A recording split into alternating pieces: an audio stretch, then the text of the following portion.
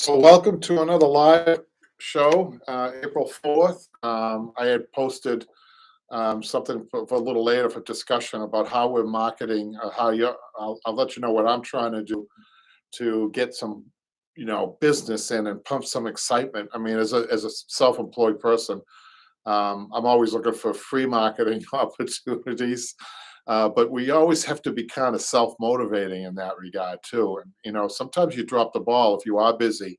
You're not paying attention to the marketing end of things. It's really important.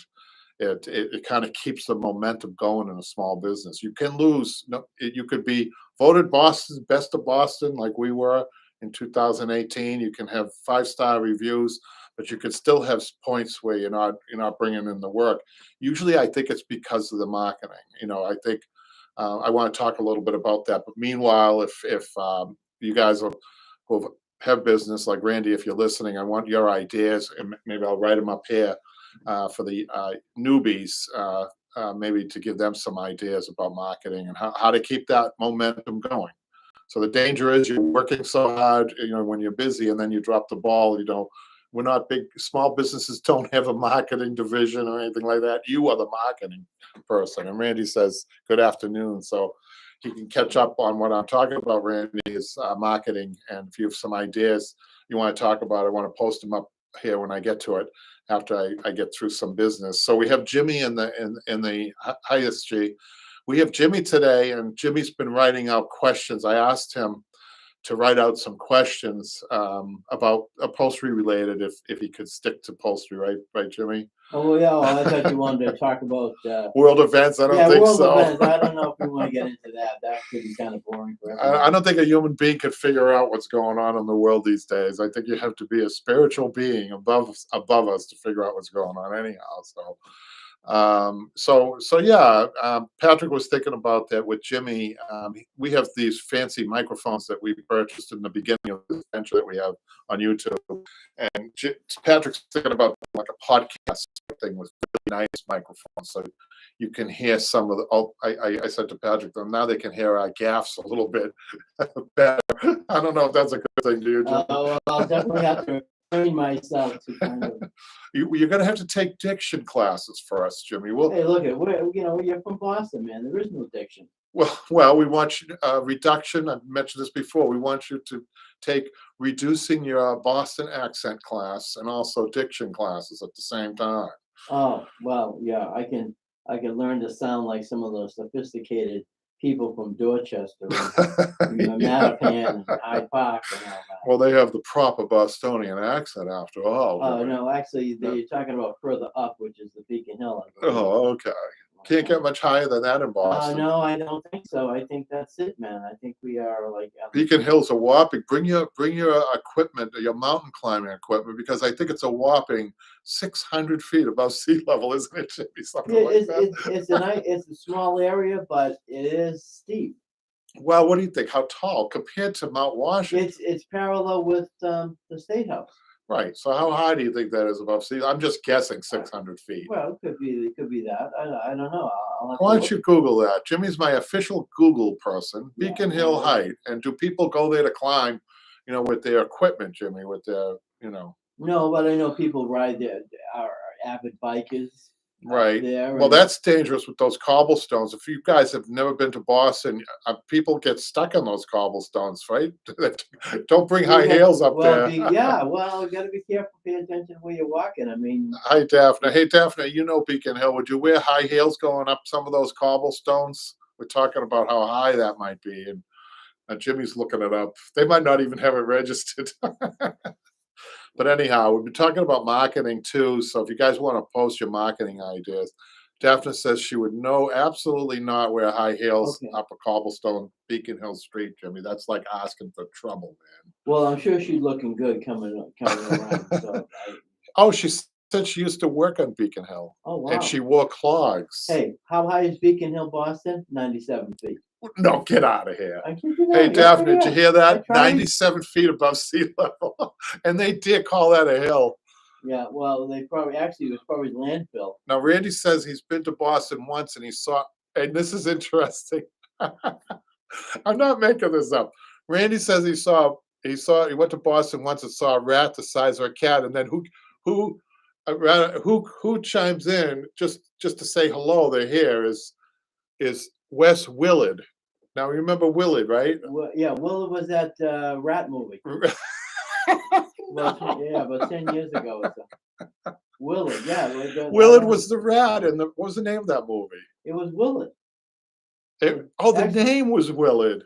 yeah. And that was a great segue, Wes. You know, your timing couldn't have been better with Randy. I mean, talk about Randy's putting these faces on with laughing out loud or whatever they call it.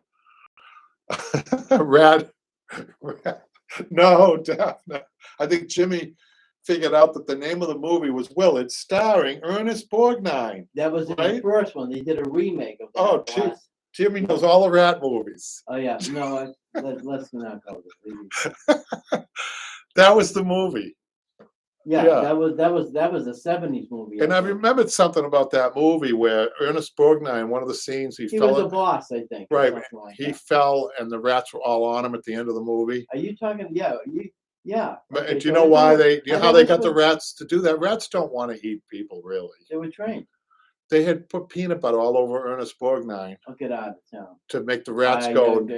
yeah. No. Imagine he must have got paid a lot for that. I would have rats on me and get eating. Yeah, I imagine if they decided to go elsewhere. But Jimmy, how did we get to rats from? Because you talked about Beacon Hill.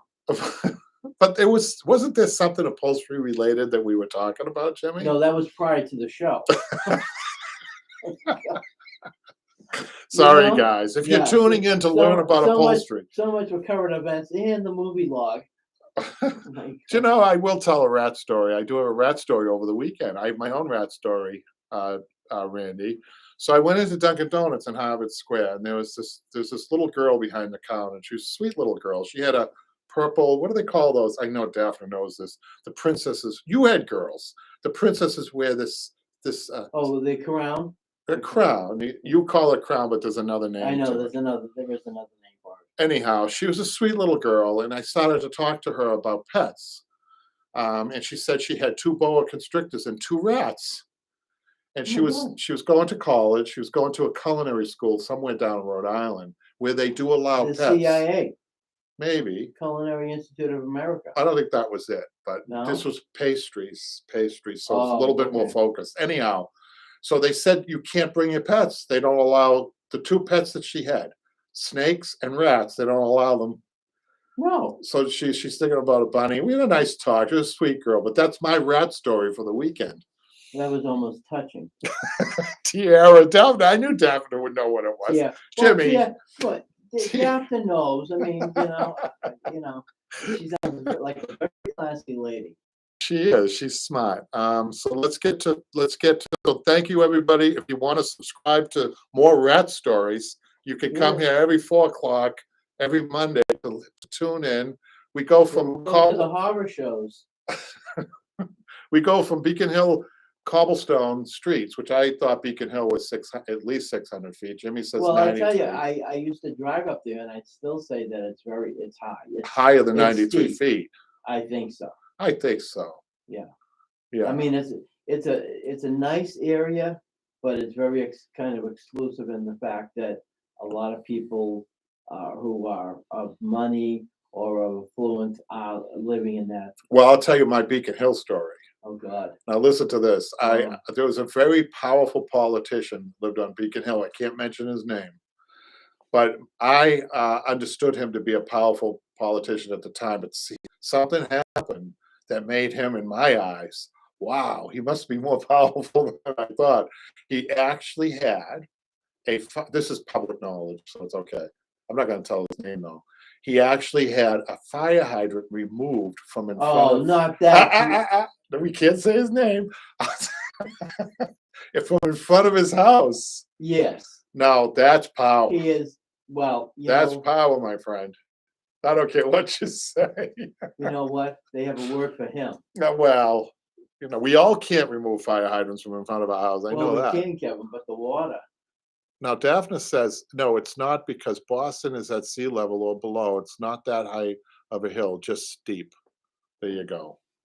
Yeah, I mean, if you wanna get in shape, that's probably a good area. Deborah, another great segue. Deborah chimes in from Idaho, and she's probably laughing at this 93-foot hill that we have in That Boston. Kevin thinks is Mount Vesuvius.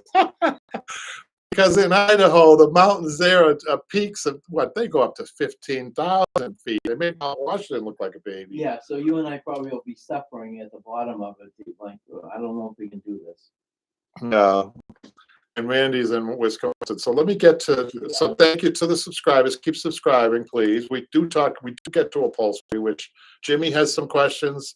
And I want to put down some of my thoughts on marketing, which is really important. I really need to get serious about that because I want to give some ideas to people who maybe have opened a business. I could think of at least one person that had a new business, Blair, and try to give him some ideas as to try to keep that momentum going. I think I told him in the beginning, just a little touch upon this.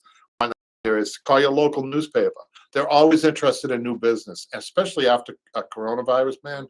We have been finding that our small businesses are really important to a community, are really important. And if you're lucky enough to have a downtown area that still has storefronts instead of strip malls or big malls, you're lucky to live in a community like that. They can even be a little bit run down. I don't care. It's a little gritty here and there, not too gritty, but like a typical downtown that you would have seen in the 60s, right, Jimmy? Yes. Those are the downtowns. But anyhow, that I like. Call your local newspaper as soon as you open a business. Not too late. I'd say within a year of opening a business, you still have time to call your local newspaper, have them come in. They'd love to do a story on new businesses. So there's one idea. The nice thing about the internet today, right, Jimmy, is you do a story. And it spreads. And it spreads and it stays. So you got to be careful not to have a bad story, right? Yeah, Got to be a good story. Oh, boring. Thanks a lot, Jimmy. I know. I was just saying that came to my head. Jimmy says, "Or boring stories." I wonder what that reference was. Maybe to our, I don't know. Oh, the Beacon Hill, or just basically. Anyhow, I was just trying to reach out. So please keep subscribing. We're over 18,000. The YouTube channel continues to do good. The Facebook has kind of, and this is no dig at Jimmy, who's the administrator, and power to him and money. We pay him a good amount of a salary money. Yeah. We're just talking about all the benefits that he's received. How many times did that check bounce? It's still going. But it's the only part of our business that seems to be lagging right now. It is a little lagging, Jimmy. If you notice, we don't have any new stuff to post. Well, that's what we got to step up here. Now I have to admit. What? I have to admit. All right, go ahead. Sorry. Go ahead. You finish your thought. Well, I asked you just prior to the telecast when we were going to start doing filming again of other projects, and it'll be soon, the summer. It has to be the summer. What, like when? Like July, June, late June. We're going to start, June. but we're still posting new ones. There's still yours is still running. Really? Yeah. Oh God Almighty, man! It was like almost a year. Well, that was the idea. We packed it all in, and then to have them extend, and then now we're going to have new ones. Well, then you have the Chinovac chair, right? Yeah. That's another one. That's right. He's still got one in the can, as they say. Yes. Yeah. But we should be discussing what we want to do. So I'm kind of poking fun at you about the Facebook because for Lent I gave up Facebook for Lent. You bastard. So I think I'm a little bit responsible for this lag in the Facebook. Oh yeah. Well, once you give up, I have to tell you, I've given up a lot in the past. I've given up coffee. I've fasted, but this giving up Facebook, social media was harder than other I them. usually say give up paying my bills, but that doesn't work. This was the hardest one. So anyhow, So Deborah says, whole city. I did what I could. Randy says the small community papers are good for new business stories. A number of local fabric stores and some of the upscale resale shops have referral. It's really good, Randy. I'm just going to put this down. It's really nice that when you work with a fabric store that says, you get so many projects and you sell so many yards that, especially to your student, if you're having classes now, you go to this place, they give you 10% off, they give you 15% off, whatever it is. Favors, Jimmy, right? Yes. Always, most of them, I think, all of them, internet accessible. So Oh, yeah. your story gets on the and it stays there. I've done stories years ago and it still stays there. They're usually good stories. So that's a good idea. It's not enough though. It's not sustainable. I've actually done first year, or sorry, back up a little bit. And I actually was very, very what's the word I'm looking for? A little aggressive, and called the paper even probably like the day or two that we opened. And they came in, they did a story then. And then I did a first year story, and I think I did a second or third year story because we added classes. And classes, that's another thing, you guys. Class. I keep telling you that classes are so important because more people know you when you teach a class, and that's also another source of advertisement, especially if you do a class through. So that was all local newspaper, and then the classes were advertised. I would go through the school system, advertised with the school adult ed, and that you get a catalog. That's a catalog, and also that's their advertising. They do all their own advertising. So there's more internet exposure right there. The value of this, really, just this alone, you'd be surprised how that would follow. The value of that, it's all free. Yeah. But that's thousands of dollars, I think, of free advertising. Oh, yeah. I mean, now that again, Facebook and Instagram and so on, when you do like an introduction to upholstery, a little of fixing up this, and this is what you do with that, and on. And then especially the end result is you leading people into a classroom to say, for 8 weeks, this is what you do. This is the project we can, in the time that allotted, you can, take care of, whether it's an ottoman or a wing back or a simple chair to do. Mhm. It's great. So Randy was saying, I'm lucky we have a couple of family-owned fabric decorating stores, and they are really good for referrals. Why? Because they know what a small business, family business is like, and they support other small family businesses, and it's so good for the community. I can't even tell you. I can't even begin to think about what small businesses do for a community. Yeah, I mean, it's a lot of networking. It's a lot of knowing what you can do to help, especially somebody getting started, regardless of whether it's upholstery or a bakery in a small town. Right. So let's get to the YouTube. I think we talked about Facebook, which Jimmy has kind of let us down. And we talked about subscribers on YouTube. We talked a little bit about I let everybody in. He's still letting people. How many people are joining Facebook, Jimmy? I'd say probably about 5 or 6 last week. So we're so popular, entertainment value on Facebook, that people aren't they're not even posting their own stuff, or they just enjoy looking through the old posts. Is that right? Yeah. Okay, well, that's fine. Let's find out where Patrick has given us some YouTube things here. Let's go to YouTube. We got Sanjay. Sanjay was looking for, hi, I'm looking for double piping 15 meters. I can tell you, I'm not sure if he can get double piping anywhere in a 15 meters. I mean, it's usually comes in a roll, and it's 50 yards or it's whatever. It's a lot.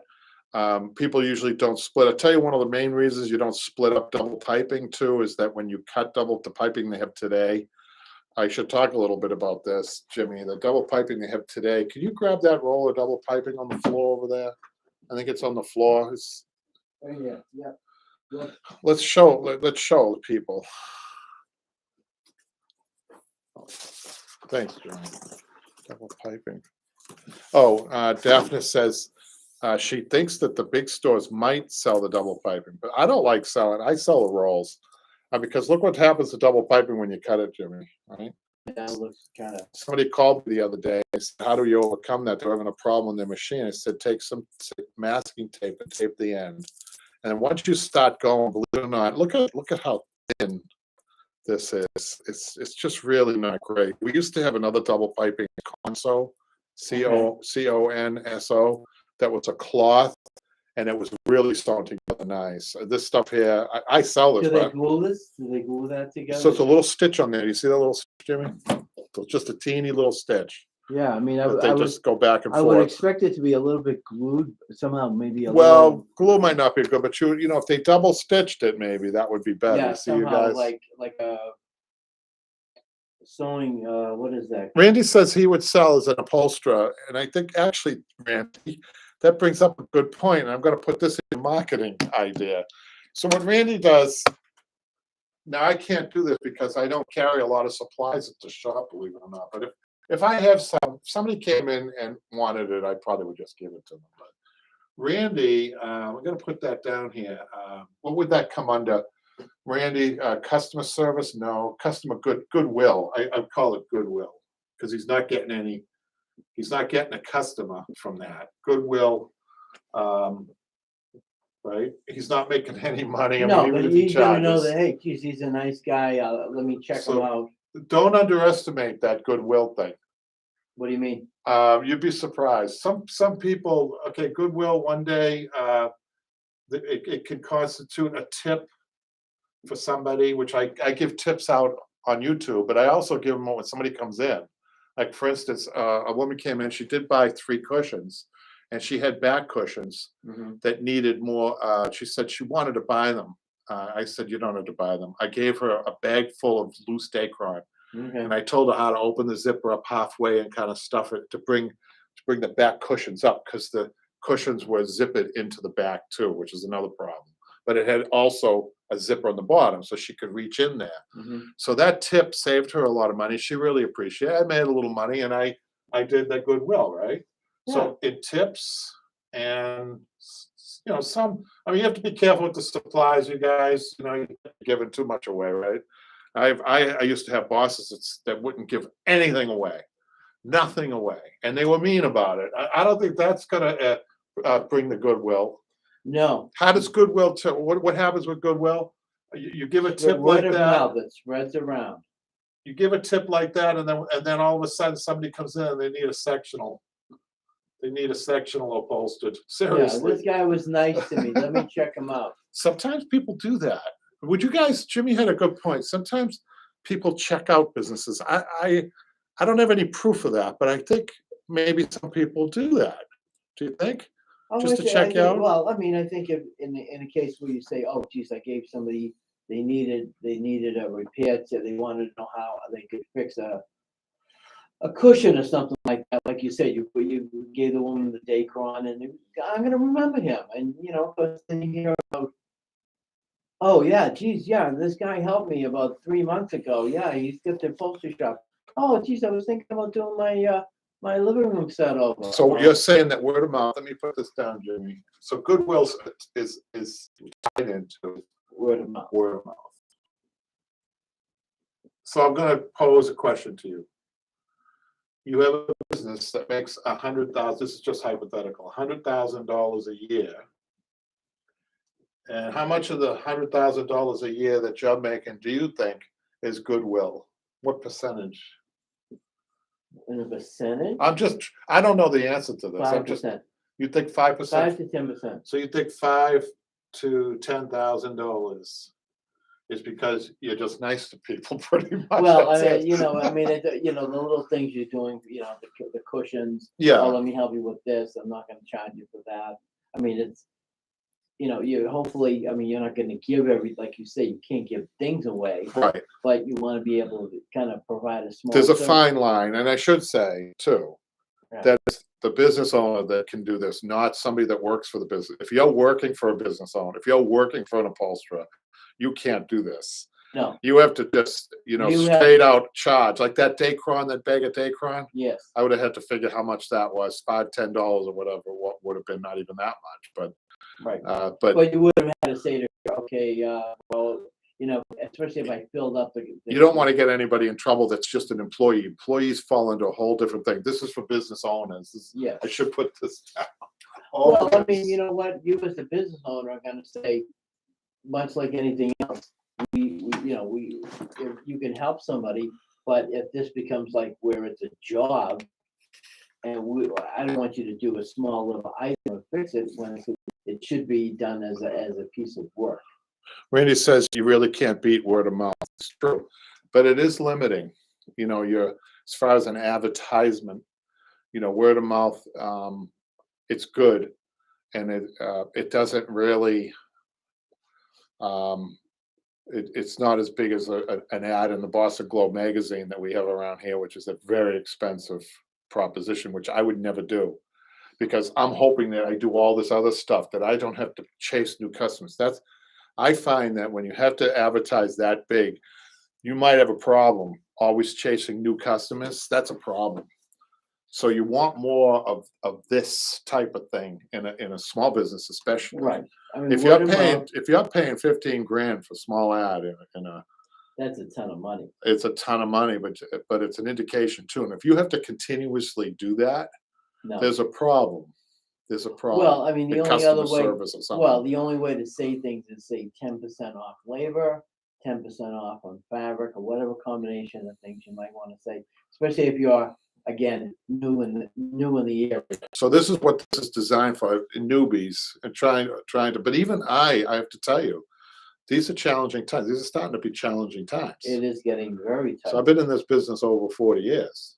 Now inflation's kicking in. Now they just recently released a big supply of gasoline that we have in reserves. What happens when the reserves run out? I don't even want to think about Well, it. how long is the reserve supposed to be? I don't know, but right now the gas prices are going down, and you can see this as a small businessman. I'm seeing the eye of the pulse. I see this. So I paid attention to those reserves going, and that means that people can travel more. They're a little bit looser in spending money when they start seeing a little bit more confidence, a little consumer confidence. Right. You have to be really in tune with this stuff. Well, like anything else, I mean, you're driving down the street and you're saying, "Oh, geez, I just filled up 2 days ago. Oh, I'm good." That was at, say $3.89 a gallon.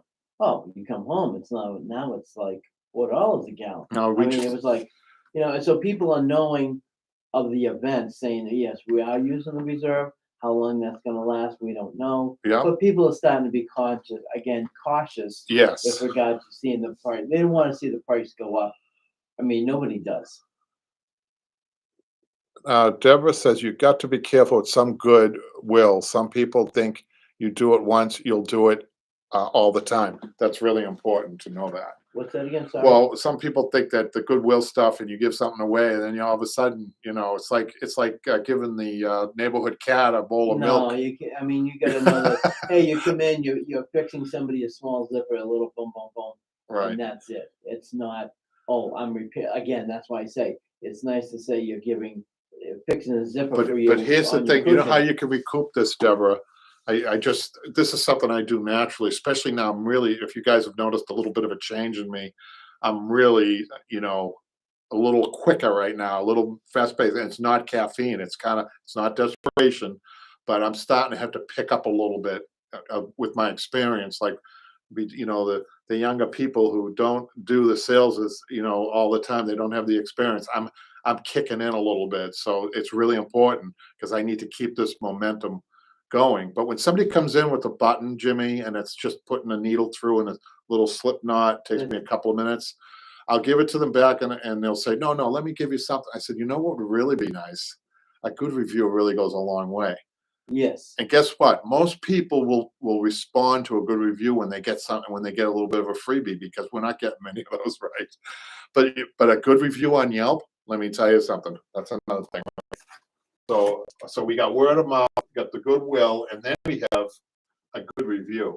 Man, hey Randy, how about that? A good review. Yelp or Google or neighborhood. Those neighborhood lists are really important too. I'll be honest with you, I think most people are fair. If they have a bad experience with somebody, they recognize, nobody's perfect. You might have a bad day, Jimmy. Like somebody didn't pay their fare, you come off there, you had a bad day, right?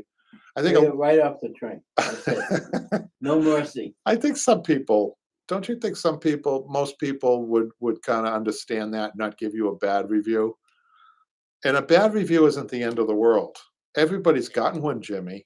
Not me. Oh I no. don't know what you're talking. You had people say to you, Jimmy, you're such a nice guy. Everybody likes you. You think everybody likes you, Jimmy? Bad chance. You're gonna have a couple of people out there that don't like you.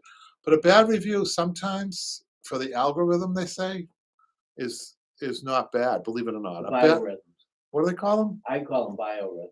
I think that's more of a medical term, isn't it, Jimmy? No, I don't think so. Algorithm, I You've been think is the watching a lot of tenant. medical shows lately. Have you been watching? You know what? I'm a medical expert. Do you know why? Why? Because I used to play that operation game. Oh yeah. That guy's What nose is- never lit up with me, man. Oh, you're showing your true skill today. I'm telling you, I know everything there is to know. I'm ready for Yeah, brain thank God, surgery at yeah, Massachusetts. yeah. I found out where that funny bone is. Yeah, okay, baby. I can spot that at 100 yards. Yeah, definite. Deborah says that some people might take advantage. And then Deborah says, especially in small area like ours, where you know everyone. That's interesting. So that's a whole different dynamic. So Deborah, you're in a small area. You have an upholstery shop. Brings up another good point. You have an upholstery shop in a small area. She's talking demographic, I guess, or geographic, or demographic, right? She's a small town. She's talking about a small town. So how do you bring people into your business from outside? That's another thing that you should be thinking about. You can customize your Google ads or your presence. You can have a presence in a town without physically being there. Did you know that? That's another great idea, Jimmy, right? Is you have to pay for that usually. You pay for, you have this, I'm running out of space because there's so many ideas. You can see that I've done this before. So on some of your paid advertisers on the internet, they give you a geographic, you're the center, and then usually it's a circle around there. I'm a 10-mile radius from the shop. I used to be, Jimmy, it Yeah. used to be like 25 miles radius, and then advertising, and they call clicks and hits and on the Google. But I found out I was advertising on Cape Cod. I never get anybody on Cape Cod. It's too far away. Oh yeah. Nobody's going to use me. So you can be 10 miles. I wonder if Deborah looked at a map. She says, I'm the only shop left in a wide area. Actually, she's got an advantage if she's Where the is only your shop? shop. She's in Idaho. Oh, we have to go. We have to do that, bro. That would road trip would I be wish we great. had the funding Visiting for it. people like that. Yeah. Just showing up, staying for weeks and on. But Deborah might not have to do any of the things that I'm doing because in the metropolitan Boston area, there are 222 upholstery shops. So we're competing. And we're also, I always tell Deborah, just because how many new furniture stores are in your area? You're competing. They're kind of your competition too. Oh yeah, Really? That's that. I think that's more because you're competing against brand new furniture. Deborah says all of her business is word of mouth, Wow. except for the phone book. And we're not even, guess what? Where I am, and I don't even have a hotline phone number. I'm not in the phone book. I know. Well, see, you know what? I mean, that's what years ago you would have the Yellow pages, yeah. and you would definitely have a storefront, and maybe even two. I mean, here's the thing: where you are here in Maynard, right? I mean, you look at downtown here. I think it's an opportunity for an awful lot. This is a beautiful place, I bet, to conduct business. So if you guys get an idea, the second location we have, it looks like Mayberry RFD, and we have North Carolina. We have somebody from North Carolina here on the comments. Who was it? I think it was Willard, right? I'm sorry, a lot has happened here. Willard. Randy, I know, is in Wisconsin, and then Jonathan Chandler. Johnny from High Point. Hi, Johnny. Hey, that must be an expression in North Carolina. So Jonathan. They say it with a lot more feel than you do. I know. How would you say it? Hey. Well, it's like Al Pacino saying "hoorah." Oh, okay. Okay. Is that what it is? No, it's it's not not a- bad. No, but I'm saying what the type of, the tone. yes. So you're saying that I'm boring. Okay, that's fine. Well, I didn't want to say that. I'm glad, I'm glad you Jimmy's kind of brought it Jimmy's up. Jimmy's really wound up today, isn't he? Oh yeah, wound up, wicked. Like maybe give me another cup of coffee. I can go for hours. So I was going to say that Jonathan, he knows Andy, North Carolina is where that was based. That show, Andy Griffith show, and that the traditional American downtown. I think you guys is going to come back big time. What is? Traditional downtowns, I think, are going to have a big, huge comeback. Well, you like it. Well, it's the startup cost. I don't know what it varies from state to state and town to town with regard to permits for this and permits for that. I mean, if you opened up a hairdressing shop, there's a lot of permits and a lot of money up front for just permits alone. I know. Well, that's a different. That's I mean, but yeah. I think today, given pandemic and so many people losing businesses left and right, it would be nice if the state even cut their fees in half. You're started right. again. Like they're charging. They don't understand small business. They're charging those North End restaurants $7,500 for permits to. Do you For want to tell the people that? yeah, well, here in Boston, and I'll give you I met somebody that's bringing in Massachusetts always responds to bigger business better. Like the movie industry, they give all kinds of breaks to the movie industry because they're flat. It's flattering, it's exciting. There's drama, and a small business they want to charge $7,500 for licensing to have somebody put it in the North End. Yes. That's Well, unreasonable. Explain the North End because a lot of people don't understand. You explain. Jimmy's going to explain what the North End because we were Well, talking about North Beacon End Hill is in Boston. of course, in Boston, down in the outside of Boston area, but it's a very constricted High area traffic in the road. sense that a lot of the restaurants and bars are not large. Maybe 20, 30 seats, sometimes maybe up to 50 seats, for example. A lot of them over the past 3 years anyway, they do charge a certain amount of money, but of course with the pandemic and things being as they were, a lot of people had to experiment with outside dining, outside seating. And I don't believe the city charged them for anything. Oh at no, that time. it was critical. We were on life support. Businesses, Yes, including myself. especially in with the restaurant business, it was on life Right. support.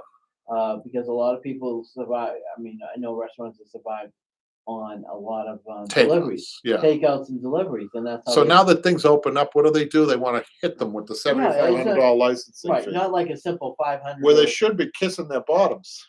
They Yes. should be down there kissing the bottoms of the small business people that have survived through the pandemic, right, Jimmy? Right. Right. Jimmy And knows his job is to get people to those places, right? Yes. From the airport to the North End to the Beacon Hill cobblestones. By the way, Daphne's tip today. Daphne had a great tip: wear clogs to Beacon Hill, and you won't fall through those cobblestones, right, Jimmy? Well, you shouldn't anyway. Boston's a great place to visit if you guys haven't. Daphne says, well, the trouble is that only the North End neighborhood of Boston is being charged this fee. Isn't that called discrimination, Jimmy? Jimmy? Yes. Jimmy's distracted. I think a shiny. I think Jimmy was distracted by some keys. Did those distractions? Those are my keys. What the heck? Look at this, you guys. That's Jimmy's keychain. Yeah, I bet half of these keys don't have any meaning at all. Yes, they do. I'm really interested in this one. What the heck? I haven't seen a That's- skeleton key. That is a switch key. A switch key, you guys. Look at that key. This brings back memories, man. My father was a cop, and he was the sergeant, and they used to give him all the keys. Jimmy, his keychain was 3 times bigger than this, and he had keys that were like this long. Oh yeah. Well, that was the old days. I mean, now things are modernized. Yes, you don't mind I show you keys off. That's not No, going to do anything. No, I don't right? think anybody can get a print off of that. But every single one of these keys means something to you, man. But that Yeah, well, I know. I mean. Oh, that's his Bel Air. That's his Bel Air front door. That's his chateau up in the mountains. That's the key to the heated pool. Not. I'm looking if we get the hot water in the tub. Bling bling. Daphne says it was based on a lobby by residents, or so I have heard. Other neighborhoods of South End, Back Bay are not charged. Why are the South End and Back Bay not charged Well, if license? you're gonna do everybody, you do everybody. You do You do everybody some- at $1,500 and just be done with it. Why would you? Right, You know. why is it the North End and not anyone else? Denise is laughing, I think, over my joke about your keys. Well. Oh, your joke, whatever that I might. haven't said a word yet about my keys, so. Anyhow, The key to your heart. Randy wants to know which one is the key to the liquor cabinet. Oh, I'm sorry, that's Privileged information. yeah, that's definitely, the wine is still, that's what I take a nice wine class. Jimmy, do you realize that I've only gotten one YouTube thing, and I think this is good content, though. I think we're sticking to some good content in the upholstery world, the upholstery business. And Well, for 3 weeks, I've been trying to get to this, which is supplies that we might well, use. I you're don't think gonna I'm have going an to get to it. agenda. It's okay. It's okay. It's kind of like this is kind of like a backup You're in case. exhausting me. You know, wonder why I don't go back. My blood pressure is up when I leave here. Jimmy's got a, you know what? She says she's got a good point. You have too many keys. I think what's happening. You complain about a back problem. I don't think have a back. What did I have a back problem? I'm just making it up. It's equilibrium is all thrown off when you put your Oh, keys yeah. in your All right, pocket. well, if you're up at 4 o'clock in the morning, you're a little equilibrium. You might want to get a George Costanza type wallet for your other cheek. For my other millions. For your other cheek to kind of, right now you're Balance- with your balance keys, you're myself. walking down the street like this. If you get that wallet, maybe you could put paper money in it, right? I know times are tough. Put paper money in it to get yourself straight, right? Some real paper money or monopoly money? What's it gonna be? Too many keys. Too many keys. Everybody agrees, and it's. What is this? A show of hands? Or? All right, let's talk about the next YouTube. Everybody's saying, will you get to the YouTubes? Omnipotent Mama says, congratulations on 18,000. Jimmy has acquired quite the fan club. She does say that. Do you want to Really? see it? No, Yeah. that's fine. Yeah. Remember the day, I like to bring this up. Speaking of fan clubs and fans and everything, when we were in Arlington Mhm. and you heard the door, somebody knocking on the door. Remember that? No. For all of you newbie people, this is true story, and you could go back in the question and answer to find this episode. But we were doing the live show, and there was this on the front door. Early in the day, this big dog that somebody was walking. It was one of those Marmaduke dogs with the big Yeah, tail. Great Dane. And have you ever heard a dog with its tail up against a door like that? Yeah, you It's think like somebody's somebody's knocking. And you said it So was so. later in the day, while we were filming, the man came back for some reason. There's a barber shop next to us. He was showing off his dog, and the dog came back, and I heard the familiar, and I said, Jimmy, one of your fans must be. But when he opened the door, the dog was walking away. Jimmy went to look at to see his fan and saw the behind of a dog, right? Yeah. Dog. Straight from the dog's ass. I felt so bad for that. Hey, didn't you were laughing your head off? You show sympathy? Oh, come on. My God. But that's a true story. Anything can happen in these live question and answers, right, Jimmy? Well, yeah.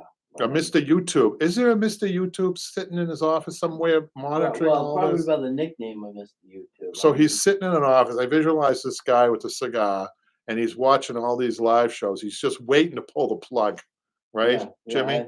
I don't He's like these guys. sitting there like this with Yeah.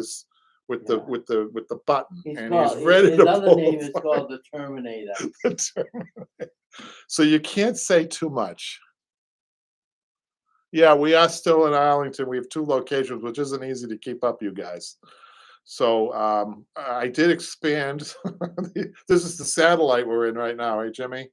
Well, you know what? I keep seeing. I drive by a few shops here, and especially here. I mean, there was a lot of. Yeah, there's a lot of still empty stores. And I say, geez, I wonder if Kevin's ever actually looking like shifting things around. Well, I'm happy demographically. I'm in a good place. I'm close to. For you guys familiar with this area, I'm close to Cambridge, Belmont, Winchester, Lexington. I used to be located in the Wellesley section of Massachusetts, which included addresses of Sherborne and Needham and places like that. Whole different demographic for me. I don't do hardly any work anymore in the Newton area. I was born and raised in Newton, and I used to work in Newton years ago. But it's interesting how your demographics are around where you're located. It's interesting how that works. But it doesn't have to be, and that's again, you can establish yourself in a you don't have to be in a building to establish yourself in a community. It's interesting how that works. You have to be a little sneaky about it, I think, but post office boxes don't count. You know what I mean? The advertisement and things like that could happen based in another area if you're looking for more work. Still working on the yours. Yep. So let me get to. So that was an interesting that Omnipotent Mama said. Frederick says you're a fantastic YouTube channel. There is nothing better than watching over the shoulder of a professional. Who's he talking about? You or me? I don't want to say, but that's. By the way, it's Hey, weird. you know what's really funny? I just got to turn this around, Jimmy. What are you gonna do? Right? Because your fan is at the door. You're not going to believe this. I'm going to turn this around. Will you look My at that? only fan? Look at that stain or whatever it is. That the wood grain in the door looks like one of those dogs, one of those Doberman pinches. Do you see it, Oh, Jimmy? are you smoking again? No, look. Oh yeah, it does kind of like I a know. little narrow. Yeah. I never noticed that. You know what? We have good segues here at Upholstery on Broadway Upholstery Channel, right, Mhm. Jimmy? And when do we become a conglomerate? When is that day happening? You mean what is the definition? Well, of I mean, we talk big business here. We're gonna go for bust. We can open up a third. a store. third location? Yeah. I don't know. That might kill me. Yeah, This is I hard know. enough to operate. Are you kidding I me? know. I'm a one-man show. Anyhow, let's look back to see if Patrick has anything else for us. One more. This is interesting. Kevin, this is about the Upholstery on Broadway supplies that you can get at Upholstery on Broadway. And admittedly, our delivery system is a little bit glitchy, I have to say. It has some glitches. I'm trying my hardest to keep up with everything. We're not an Amazon. Amazon gets those orders out What are almost we gonna do? instantaneously. Now, where does Daphne live? Where does she live? That's a privileged information, Oh, okay. Jeremy. But she's local. Oh, well, we can do Daphne's local. deliveries. Well, she's a local pickup. She's Oh. fine. I think within the shop we have local pickup probably within maybe 10 miles, 15 miles 15 miles is good. for most people. Daphne happens to be a little bit more than that. But you know what? I think she doesn't mind. I think most people, if they have business in the city, they can just make they could include it in their business in the city because I'm really close. Do you know that I'm 7 minutes from downtown Boston? 7 minutes. On what, a Saturday morning? As when long as there's no traffic. Oh, yeah. That could go up to 2 hours. No, it's not that bad. It's like, once you start talking like a normal day, Yeah. at least a half an hour. But you know what? It's still a good location. That's why I would never give it up, Randy. No way. Daphne says, let's just say I'm near where you guys are right now. We'll drop by. I like my iced coffee medium milk. Nice. Don't say that because she's nice enough to do something like that. Really? Yeah, she's a good sport. I'd love to meet her. I mean, I heard so much. I mean, she's always You on. may. I mean, she's a really good sport. I think most people I know, most people in upholstery are like that, good sports, Yes. right? We're definitely a She says she's not leaving her house for you, Jim. Sorry, no well, coffee for thanks a you. lot. I remember you driving by. And She- seeing the highway. So in YouTube, another one. So this is about getting a supply order. Kevin, my order came today. I'm amazed at how soft the cotton is and the rubberized horsehair. Let's just say it's the largest scouring pad I've ever seen. So the order was for cotton, one of the softest materials, and rubberized horsehair and some nylon tufting twine. And rubberized horsehair is the coarsest material, and it all is batting, right? Both are batting. She said she's sorry, Jimmy. Yeah, sure. And now, Jimmy, now we understand. So Patrick has this idea of doing a podcast, which I don't know Isn't that what we're doing kind of right now, Jimmy? Yeah, we just, yeah, I guess I've when been we have the including, microphones, we're actually seeing the both of us right. doing the show. But aren't I, didn't this show was a different because I've included you in a lot in the discussion, right? Yeah. Whereas usually you're just sitting over there and I, Well, we do a little demonstration of like technique, a right. technique or something, talking about fabrics or something. So the podcast, he says he's got these fancy microphones Yeah. that really will make us sound better. But we'll be at a desk, I guess, with these microphones in front of us. It almost sounds too intellectual for the both of us. Well, I mean, maybe for you. Good God, man. You like to shoot. I mean, you know, when you like look to at, shoot yourself in the foot all the time. My God. I mean, Man. Jimmy, come on, when you're in the light bulb store and you're looking at the light bulbs, you know, well, how many wattage would you say, you know, this program would be? I Hey, mean, we could be as popular almost given 30, 40 years as popular as Howard Stern. oh, I don't want to say that. I would say more like those clacker guys, those clapper or whatever they are, those guys in the car. What were they? The Clack brothers? What were they? Jimmy? Oh, well, yeah, okay. We got to work on that. But again, it's teaching people, especially in a podcast, what we can do and But it somehow. has to be upholstery related. Okay. At most, Well, I mean, again, we could drift a little bit, but I well, mean, yes, but when you say I want to give a tip of the day, or people have asked about how to do a technique of working with a wingback chair. How do we do this? What's this? Whether it's again the double piping or a single. How do I do this? And you kind of incorporate it into the show to say, can okay, we fill an hour show? Because what I'm doing here is I'm incorporating the comments are important. yes, So we're getting a lot of material on the comment. right, So Randy says, Randy, they're talking about, car talk definitely says, oh, click God, and yeah. clack. Of course, Jimmy, click and We clack. gotta, yeah. Well, What are you? Which one are you? oh, People want to learn about upholstery, and that's a visual. Did you hear what Daphne said? you're getting Oops. way too sophisticated for me. Well, no, she's got a good point. Upholstery's visual, right? So we're sitting here talking about upholstery, and we haven't shown anything. I mean, I Well, got that's why. the wing chair that I've progressed in here to show people. Yes. But as far as But that's what I've always said. You should do. Starting out with regard to, reminding people who are, who may not do a lot of projects, but to Yeah. start off. And this is one of the things about techniques to practice. No, not so much. That's another thing. But explaining how to build up a seat when you have basically you starting with. are you asking the questions that you had Yes, written down? Okay, yeah. can you start over again? So Jimmy, what Jimmy's done is I just thought of a few. so he's got a couple of questions that he's going to ask me now. Okay. So go ahead. We're gonna Jimmy. make it quick. No, you don't have to. Oh, but one of them was basically like showing everyone, showing, but also maybe reminding people, okay, we started off with a empty chair, we're basically stripped down to nothing, and now we just start. We're not doing the upholstery springs. We're just gonna start with foam. So basically, how to show, reminding people how to build up on. So, what's your question? Well, it would be I do.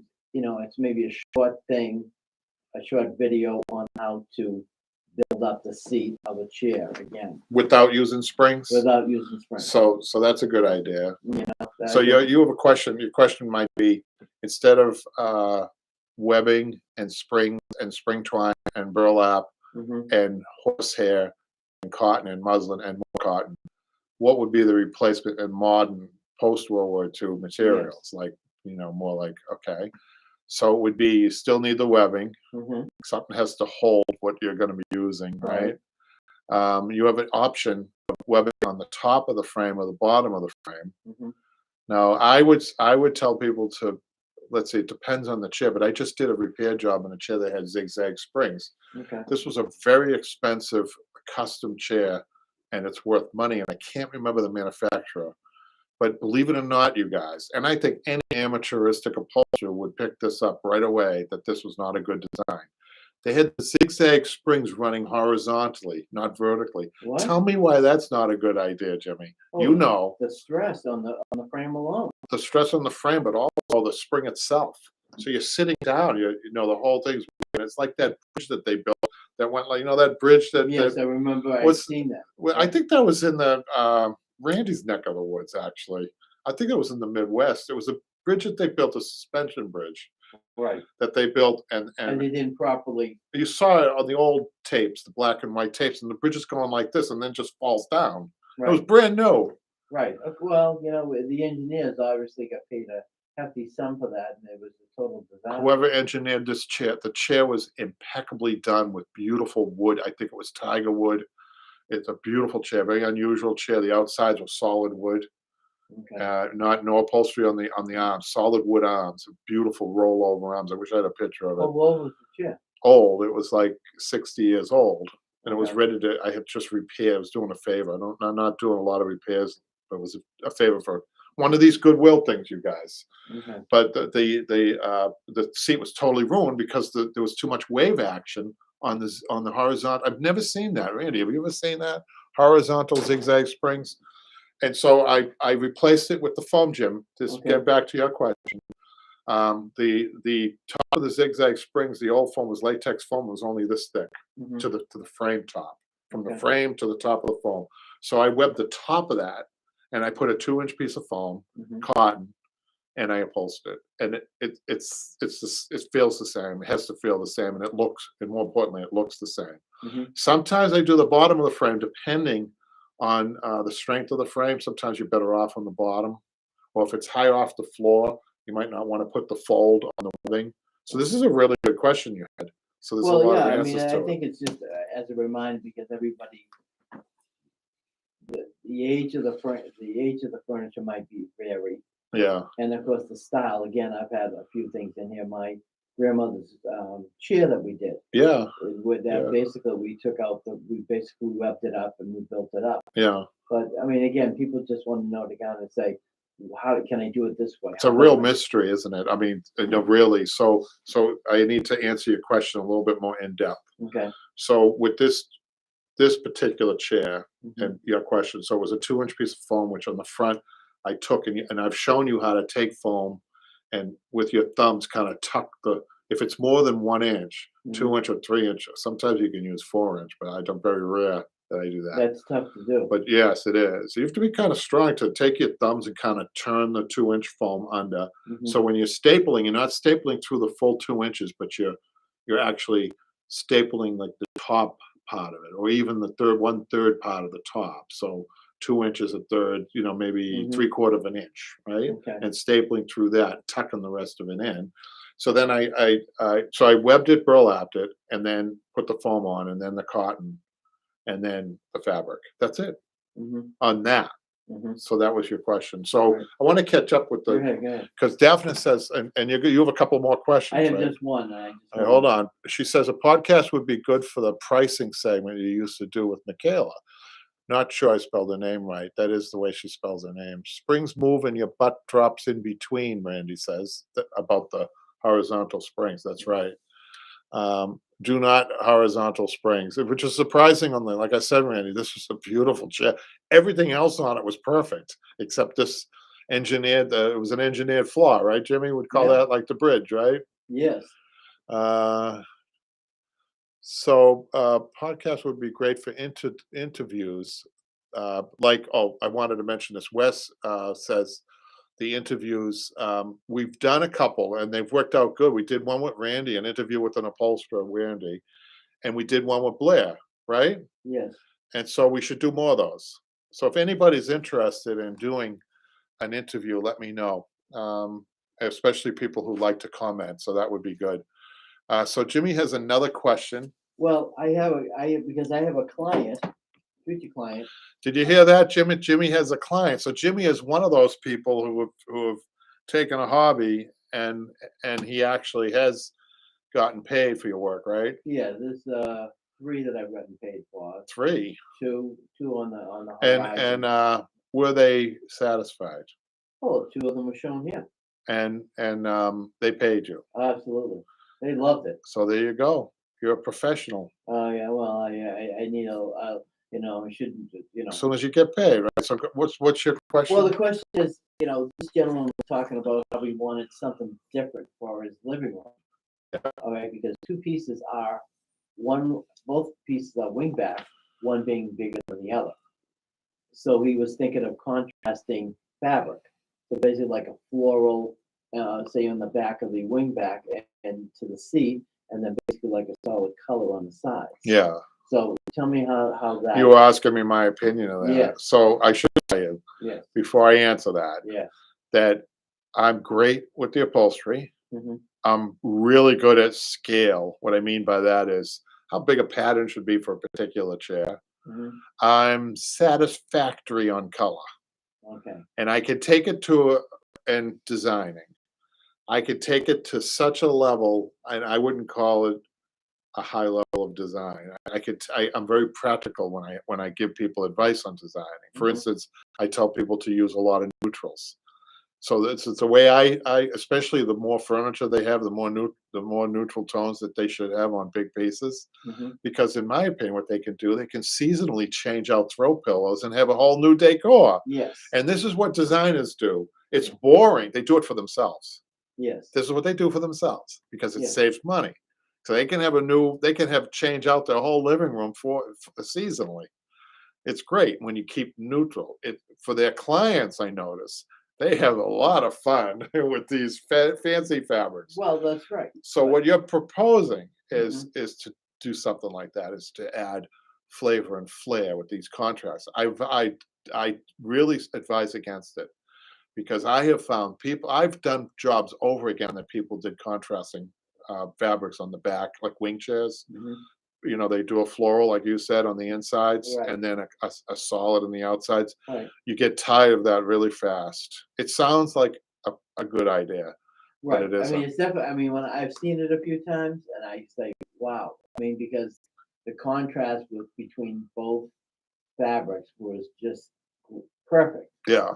But like you say, and he's just the reason he's saying that is the fact that he has had, he's got the first chair, the first set, the first chair that I did from his set, um, the blue and gold that we did. Right. So he was tired of saying, I really want something different. And I said, well, how about like maybe a plain color to contrast with that chair in the living room? But he kind of went to this new thing, and I said, well, which is nice too. You have But to be kind of gentle because you're in a different role now. You're not like you're like professional advising. yes, So you don't. I'm not. I was strong with you just now, okay, but if you were the client, I might not be as strong in my opinion. But if they asked my opinion, I'd give it. right. But I'm That you, saying, is there possible? I mean, I would want somebody, of course, who can blend, who has basically like a knack for contrasting colors to say, okay, so here's how you can. People don't realize that this is where the historic part of what upholsterers are all about, right? Upholsterers, we fell under the. I'm looking up at my needles up here. Guys, seen my needles before? My needles up there. Can you see them? Yeah, all the needles up there. So we fell under the needle arts. That's what they used to call us. They used to call upholsterers needle artists. And it was a big deal. We were a big deal. I'm not sure if we are as big a deal as we used to be.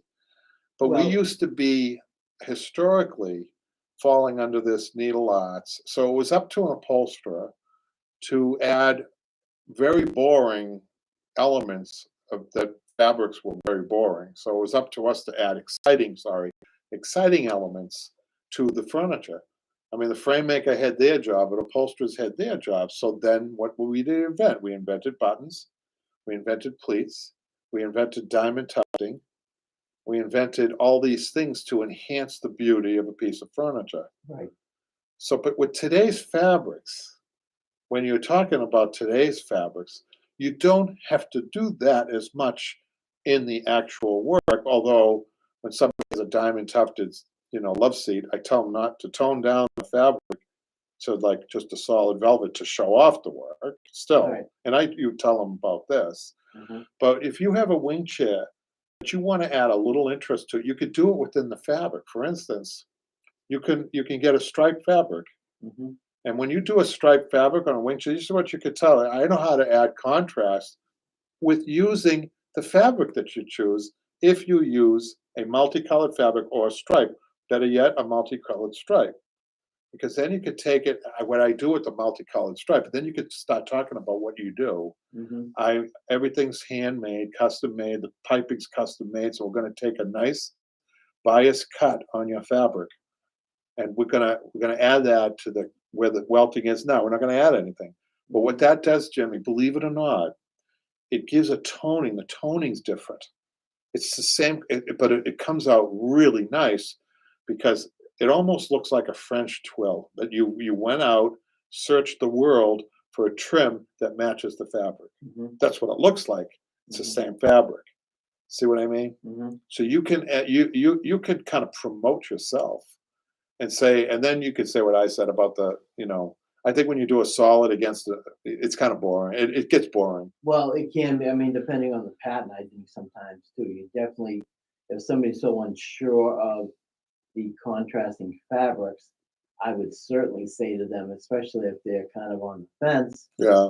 think about what you're doing. How about better yet, let's start from scratch in the sense that keep that in mind what you have. But what I would want to say to the client is, I want it to be right. Much like when I say, you're doing a room over like a bathroom. You say, I want the tile, I want this type of vanity, I want this and shower and so on.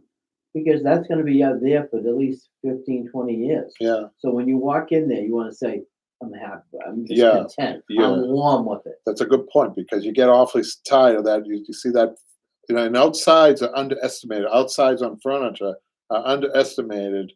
A lot of people drop the ball on the outsides, but sometimes the outside of a piece of furniture, if you have an open floor plan, you see that more than you do the inside. So you got to Yes, be careful. exactly. So you might see just a bland fabric, Oh, flat fabric on the outsides for a long time. You get sick of it, right? right, exactly. So I just want to mention something else about the history of upholstery, believe it or not. And people might not believe this, but I wish this would come back. I wish.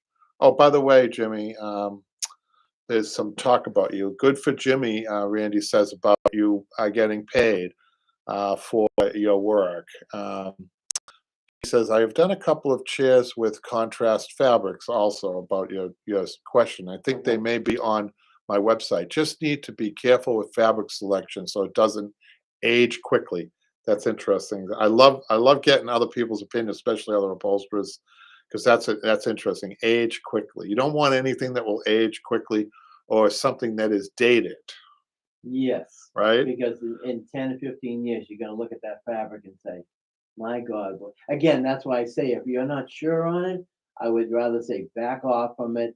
Keep that in mind, but Yeah. let's look elsewhere. It's maybe something else that might catch you. Daphne is asking for Randy's website so she can see it, and I would say that Randy's website, we like to share here, is esquireupholstery.com. Esquire Upholstery. I'm gonna be Yep. looking at it tonight. And then Wes says, thank you, Randy. Clean website, Randy. He's already looked at it, Wes. So we like this. The Facebook forum, too, is also made for this, for people can interact with one another and help one another out on some difficult projects. I'm starting to think that maybe my classes in the YouTube channel are too good, that people don't have questions on the Facebook, which is good if that's the case. Randy says she's already seen it. Very nice, Randy. I did see one chair with a stripe and a neutral back. That's interesting. Sorry, it was a pink floral, not a stripe, she says. She corrected Okay. herself. Well, So, I'm glad people give them their opinions. And if they said it worked in this case, this is what you used it for. Whether it may not be for a formal living room set. It may be, say, for a bedroom chair or maybe have furniture outside on a back porch or whatever a 4-season porch. But I asked that because I said I know of instances where I've seen it and it's looked nice, but again, you've got to get the right. I mean, especially with, say, for example, as a floral pattern, I would certainly want it to be not dated. It's going to last when you're going to look at it. You're going to be content with it for quite a while. yeah. And the versus like, kind of like, I really wasn't happy with it. I took it because I'm like, no, I don't want to hear Right. that. Right. Number Right. one, you're wasting time, you're wasting money because you're buying the fabric and you're wasting money on me. And I'd rather see you being known like 100% that's what you want. Right. This is what you want to do. And then if a customer insists, you just do it because, you know, the customer's always right in the Well, end. that's what I just want to be sure that they, you know, when I say that this is what's going to happen. So I did want to mention something that just I think about historically in upholstery. I would love, I don't know if the trades get the respect that they used to, but I'm going way back to the 18th century, right? George Washington, right? George Washington took a tour of this country, which was a lot smaller back then, right, Jimmy? Yes, yes. You know, think about mostly the East Coast, I would imagine, of when you're taking a tour, you're George Washington, you're taking a tour, it would be East Coast, right? At that time. So his first took two, maybe three tours. Maybe he took one each each each time he was president for the first 4 years. Hmm. But anyhow, I'm not sure which one it was, but he visited Boston. So they had a parade. Guess what the parade was? The parade was for tradespeople, your trades back at that time. If you were a barrel maker, um, you were a carpenter of some sort, or you're a blacksmith. Think of all the older trades that they were. Yes, So silversmith. this was a very important thing back then. The trades were so respected back then that the parade was for you. Okay, they said to you, if you want to be in the parade, you have to produce something from your trade that will you parade it. It has to be held in your hand. And there was an upholsterer there at that time. So you can look this up on old records, Jimmy. You could you could Google George Washington trade parade in Boston, and that will come up. I'm not sure where it was, but so that's how proud we were of our trades back then. The president was interested in seeing what the local people were producing, and I think that's great. Maybe we should bring that back. Yeah, we can have our own parade. What do you think? No, I think it's, I mean, considering, you know, the silversmiths, I mean, all the tradespeople of yesteryear supported the war. Yeah, yeah. Well, you know, there wasn't high tech. You're not going to have a No, parade of high nothing was, tech. nothing was mass machine. If you had a shop, and let's say it was a uniform shop, a tailor shop, for example, you were lucky if you got probably, I mean, considering what they dealt with years ago, was everything was thick, everything All was handmade, wool. everything handmade. Right, so, and everything was wool. And you So, talk about craftsmen. Whew, yes, I mean, they would embarrass the people of today, embarrass Yeah. you and I. it would be hard to keep up with one of these upholsterers who used to spit tacks. Yeah, And this chair behind us, um, the customer is really in tune with history, and he wanted to keep the tacks, as many old tacks as possible, because I told him that the tacks were the saliva of the upholsterer. So think about it, that one of the chairs I'm doing for him is 1740. So the tacks that are in there that are rusted, that was from somebody that was born, Jimmy, in the 1600s. Think about this. So he's got the DNA in his chair of somebody that was born in the 1600s, and so 1600, 1700, 18, 19. That's a 500-year span. wow. That's what I love about this business. It's So you history. can get, yeah, it's a lot of good Yeah, I mean, history. it does. There's an awful. I tell my son about that too. You don't know. It's, you know, they say a certain thing happened, but what happened around that? So Randy has a good point. Okay. So Randy's smart. Randy says, he says the trade school started to taper off in the 80s when high school started to push everyone into liberal, he says college, but I'll say liberal arts. Yeah. Now, I was one of those people that was pushed into a college, liberal arts. I didn't succeed, but then I went into the trade, and this is directly related to the depletion of the downtown that we were talking about earlier. Right. Because when you lose these type of peripheral trades, now I'm not talking about, we'll always need carpenters. Carpenters are always There's you know plumbers, going to be, electricians. and plumbers, electrician, those type of trades. But those plumbers and electricians won't have well, they might have a storefront, but not a retail storefront that I'm talking about. No, because I'm talking about the peripheral trades like upholstery, draperies, tailors, lamp shade makers, all those type of things. Did I say tailors? Yeah. Dressmaker? Did I say dressmaker? Maybe not. Okay. But all of those trades, sewing needle arts went away. The needle arts went away. Yes. So, I mean, all those things, I mean, they used to have yarn shops. Yarn shops to support the needle arts. People I- used to do more of the handwork, the quilting and things like that. Yeah. Right, and now everything is more like a club. That's right. And gills. Yes. So those are what you have left. But I, There's novelties, you but know. talking about yarn shop, I remember taking my mother down to a place in Davis Square, and they had, like, it was really sad that as a 9, 10-year-old kid, I knew exactly what my mother was talking about after about 2 weeks Yeah. with lot numbers and nine numbers and this and that and makers and everybody, this guy makes it different. From, it's the same lot number, it's a different color and on and on. I mean, it was embarrassing. So this is really good. I think this is going to be a prerequisite to the podcast. And while you were talking about the quilters, do you remember the quilt chair that you helped deliver into Yes, Somerville? yeah, Timmy and I delivered a very rare chair. I've only seen one of them. That was the chair that we delivered. It was actually, you guys are familiar with this, Randy. I'm not sure if you are, but it was a quilt chair, and it had these pockets all over the thing, right? Yeah, And it was drawers it and was like something like a cut today, without knowing if you would have put the pockets like you say in the drawers and so on. This would be like a custom chair that you would build for yourself. yeah, and it was huge. It was good. So I was impressed when I Yeah. figured out what you would when you finally told me what it was all about. I said, So, "What?" yeah, and it was heavy, and I needed you to help me deliver it. Randy, just to follow up. Now we are facing a shortage of plumbers, electricians, etc., and all the old guys retire. He's got a good point there, Jimmy, right? Yeah. I mean, Even those trades like the plumbers, electricians, starting to be depleted it's sad because because of the trade schools. yeah. I mean, people say, "Oh, you get it." What I honestly, and they say it, they advertise it a lot. I would rather see somebody go into the trades for us, be it electrician, otherwise, plumbing and so on. And then, when you get settled in that, after you become a journeyman master electrician, whatever it might be, then go to school for your business degree or psychology or your history. We have people doing the reverse. We Yes. have, I won't mention her name, but I don't think she would mention, I won't mention.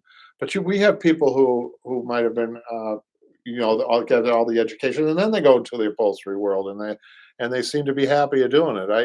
I remember when I was teaching, we used to have a really good cross section of people. Jimmy, you remember? We had nurses, we had doctors. I still see the nurse once in a while that was in the class. Oh, do you? Yes, she comes through Porter Station. Down the sometimes. T. Yeah. Oh, that's great. You don't remember? Yes, she used to do. You were the, very nice, very nice lady. She did a couple of things. Mhm. Well, I mean, but you know what? Those classes were like the network for a lot of things. Right. Right. Because a lot of people got together after. Yeah. Some people, had they not just the upholstery, but they were involved with crocheting and other Friendships developed. One of my students, there was an English woman who was here on some type of visa, and they became friends. They're still friends. That was like 15 years ago. They still That's talk to great. one another. I tell you, I overseas. think I wish the classes would come back. I think that was definitely one of the best things that ever happened. I know. I want them to come back. Listen to this. Wes Willard Furniture.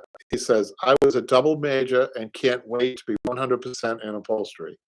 5 years of school. I'm 37 now, but if that's what it took to get me to this point, then I guess it was worth it. I think, Wes, with that type of skill set that you have, I think that if I were me starting out and I had a guy like you, I'd be, because you're kind of like a triple threat. You got you got a double major and you got the upholstery business. So that would be, I think skill sets that you bring to a business, right? What we're talking about, right? Those are good skill sets to bring to a small business. Oh yeah. I mean, we were talking about marketing earlier, for instance. Yeah. I think that I've seen some amazing people make these transitions from traditional education to upholstery, and they've got, like, for instance, I know an accountant that opened up a consignment store. Whoa, she's way ahead of everybody because most people have to hire an accountant in order to. She's her own person. That's already. right. So she doesn't have that payroll too. So it's a good good to have those skill sets behind you. So Randy says, Randy says in 1976, the tech college here had a certificate program in upholstery. It is now 2 night a week workshop class. Yeah, and Randy, it takes a lot of adult education classes in order to get up to snuff. And it's not to say you can't do it, but I've had people when I was teaching 3 nights a week until 10 o'clock at night. That was when I was younger, after working a full day, 10-hour day. So we're talking 10, from 6 to 10 at night. But I used to have people in that class. A few people really loved it, fell in love with the upholstery, take all 3 classes. And we used to teach 10 classes a semester back then. And I used to do all seasons. And so even with that though, you're only talking, each class is like 3 hours long, Jimmy. So Yeah. 3, 6, that's only 9 hours a week. Now in the traditional, upholstery apprenticeship, it would be 40, 50 hours a week on the job. Wow. So, you can see how you're Well, I think if you did certificates, you'd have to do it, we do have certificates available, actually. Yeah. Patrick makes them available. I think Daphne took advantage of one of the certificates. I think if you do all the classes, you guys should check that out at Upholstery on Broadway, because he does have the certificate up there, I think. Okay. So that's good to have. I think it's downloadable. Well, yeah, I mean, I think especially if, you're teaching people techniques, you're teaching about fabrics, you're teaching about Yeah. how to basically build up a chair. Daphne says she has a certificate. Oh, good. Um, I'm so proud. Make me proud. Actually, to watch these videos and then to take it and then to do something with it, an upholstery chair, like Daphne's done a few of them. I think it deserves a certificate, don't you? Oh, I do. I mean, it's a lot of hard work. You're a lot of people. I mean, I walked in not knowing really I was going to tear the chair that I was doing apart, but I didn't realize on the time factor either. Yeah, the time factor is something that you have to get good at. You have to get quick. Now, Ernesto, I think Ernesto is new. Hi, Ernesto. Thank you for joining us. He says, hi, what's your thoughts on upholstery antique barber chairs? Can you do a video on the channel for us? I love your content. Well, I love barber chairs, and I used to do them. I don't do them any longer, but they're a pain in the butt, especially when the hydraulics are no good on them. Oh, you mean the old-fashioned one? Yeah, and usually they're rusted, because, imagine people giving haircuts for 60 years on an antique barber chair with all of that fluid around and everything. I think that the nails, the screws get rusty. They're hard to do with the chrome. So that's the chrome goes on them. the leather. Well, the leather is the least of your problems. Why is that? Well, because it's a wooden seat. That's what you've been hired for. It's the other things that can happen. And they're heavy. Yes. And they're hard to take Ceramic. apart. I think there's what are these? I don't know. Ceramic, yeah. Ceramic. Yeah, Okay. but then they have the what did I say? The polished part, right? The chrome. Right. And there's nobody doing re-chroming anymore, Jimmy. You might be able to find a backyard or back alley person that's doing re-chroming on bumpers for cars. But that's not a good process. These No. processes that they used of old, like leather tanning and chroming and things like Who that. does that now? Well, the problem is environmentally, they're not good, and what we're finding with the leather industry, I think, is a depletion in the quality because of that. Because they just can't use the older chemicals that they used were better, but they were so toxic. Oh yeah. You I know? mean, yeah, you'd have to really get an education on what you're doing. with So it. I'd rather not deal with it. So I don't deal with the barber chairs anymore. But if you're a newbie, you take on these jobs more, these repair jobs and these things that you might not necessarily like to do. You might have to do them. Ernesto says he agrees with what I'm talking about. It's powder and coating now instead of chroming. Yeah, but the chroming, as you know, Ernesto, was so much better than that powdering. I know it doesn't look good. It's dull, right? It's dull. I've got chrome chairs from the 50s and the legs are rusted, but want to recover the chairs and restore the legs, but want to recover the chairs. You could try, if you have rust, Jimmy, sometimes you could take a light pair of steel wool Yes, light, not the heavy they're stuff. very, very light. The stuff. light steel wool and go over the chroming. I don't know if you'd use a liquid with that. Have you ever I done that? think, no, I mean, There's stores have that. there is a DIY channel on Facebook, and this particular channel, it's taken apart toasters. Yeah. It's taken apart a sewing machine. Uh-huh. I mean, and they used to you get an idea of the chemicals and what they have to do to kind of Right. basically. Yeah, there is the breakdown of the rust, but you got to clean that up, and then you start with basically. I think the word is I don't have the word, but electrifying the piece to get some more rust off and break it down even more to get it cleaned up. Right. I mean, it's amazing what this particular or individuals do with the equipment given to them that are just Yeah. beyond repair. Yeah. But they put it together.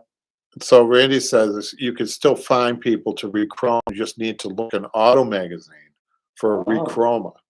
Oh, Yeah.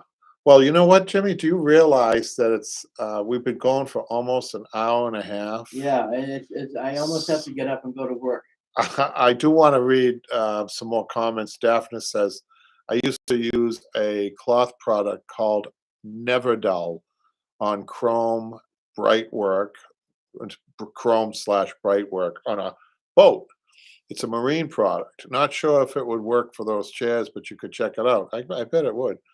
And we're going to sign off now, you guys. I'm sorry we went on, but this was kind of a test run for this podcast, Jimmy. Yeah. I think the podcast would work out well, but I think I'd take Daphne's advice on more. We didn't do anything visual today, except the background, right? Yeah. I think that if we can somehow, can you walk and chew bubble gum at the same time? Just Well, I've been just ask. highly trained in that. Did you hear that? Jimmy went to trade school for that particular. I was walking up and down the halls of my alma mater, and I learned a trade at the same time. I couldn't bounce a basketball, but I can walk and talk.